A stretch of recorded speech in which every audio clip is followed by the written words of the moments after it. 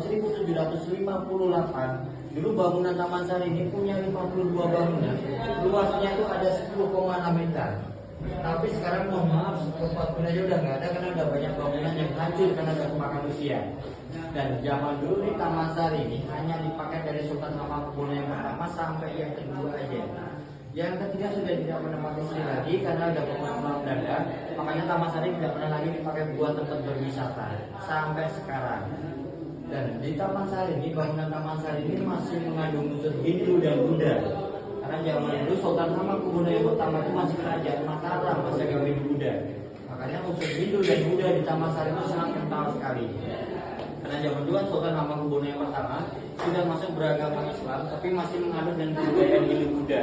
Makanya awal mulai dinamakan Islam Kejawen, perpaduan Hindu Buddha. Nah, tapi ini mohon maaf, tadi masuk ke sini itu aslinya itu pintu masuk yang paling belakang. Yang dipakai buat beli tiket tadi, itu pintu masuk yang paling belakang. Tapi sekarang dipindah jadi depan, karena depan sebelah sana udah jadi rumah-rumah penduduk. Makanya sekarang dibalik depan jadi belakang, belakang jadi depan. Dan bangunan yang tadi yang baru masuk tadi, itu ada bangunan yang tinggi.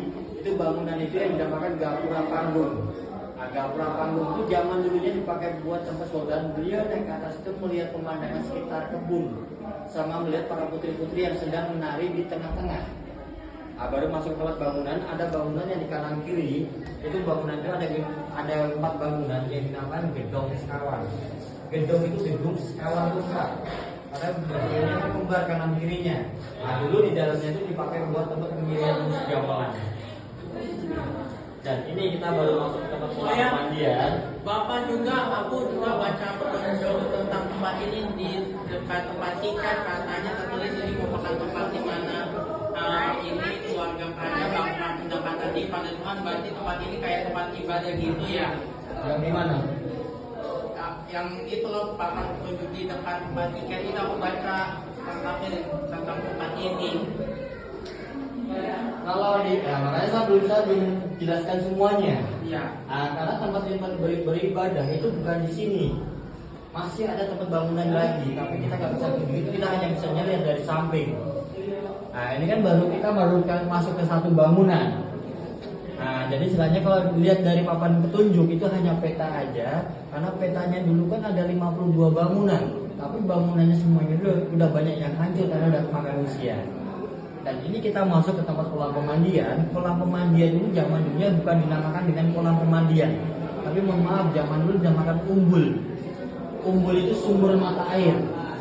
Jadi zaman dulu sumber mata airnya itu keluar dari jamur-jamur itu yang di bawah itu. Seperti kayak ada jamur-jamur. Nah, jamur-jamur itu kan seperti kayak bunga teratai. Bunga teratai itu yang melambangkan rezeki akan selalu mengalir terus di setiap saat. Jadi zaman dulu sumber mata airnya itu keluar dari bawah situ.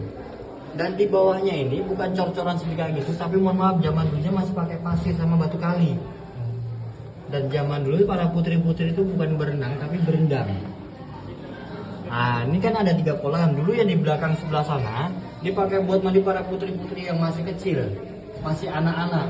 Nah, yang sebelah sini zaman dulunya dipakai buat tempat mandi para putri-putri yang udah dewasa. Ini atau para selir-selirnya. Nah, yang sebelah sini, ini mohon maaf, sebelah sini dulunya dipakai buat tempat mandi sultannya bersama pemaisuri. Jadi dibedain, nggak dicampur. Nah, makanya di sebelah sini dipakai buat tempat private poolnya nih. Ya, pengawalnya 2.